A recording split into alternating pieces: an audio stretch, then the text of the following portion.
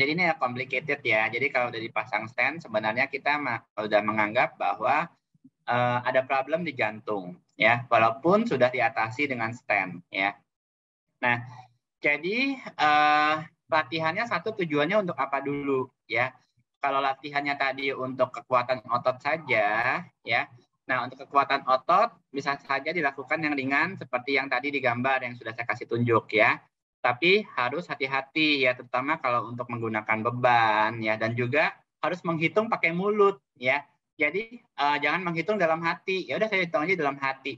Nah, lupa ternyata tahan napas, ya. Tahan napas malahan falsafah manuver tensi naik malahan ke otak, ya. Nah, jangan ya, tetap pakai mulut ya, pakai mulut ngitungnya gitu ya. Jadi tensinya juga nggak naik ya. Kemudian kalau misalnya untuk latihan aerobik ya, nah latihan aerobik ini biasanya kita harus lihat dulu kapasitasnya seberapa ya, kapasitas jantung parunya. Ya, jadi kalau di kita itu ada namanya 6-minute walk test ya. Jadi kita akan bikin lintasan ya sepanjang kurang lebih 30 meter ya. Nanti pasien kita minta untuk jalan.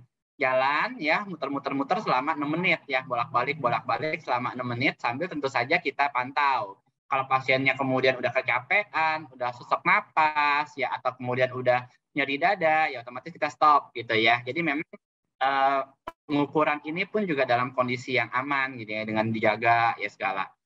Nah, dari situ kita nanti akan bisa hitung ya berapa kapasitas pasien ya. Nah, dari berapa kapasitas pasien itu nanti kita bisa kemudian kita translasikan, kita terjemahkan ke dalam dosis ya. Oh, jadi bisa nih misalnya dalam waktu 15 menit, bisa dalam waktu 30 menit ya.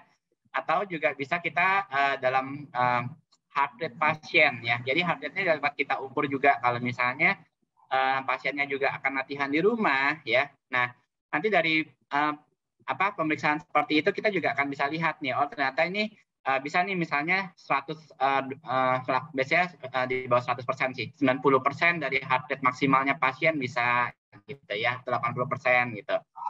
Nah, jadi sebenarnya idealnya itu seperti itu ya. Dan ini biasanya sih itu kalau di beberapa rumah sakit yang ada dokter rehabnya dilibatkan ya setelah masalah jantung. Nah, itu biasanya sebelum dipulangkan itu diukur dulu gitu ya. Jadi dikonsulkan ke dokter rehabnya, kemudian diukur ya kapasitasnya seberapa, kemudian sama dokter rehabnya nanti akan bisa memberikan edukasi ya. Jadi aktivitas apa yang diperbolehkan, aktivitas apa yang tidak diperbolehkan seperti itu.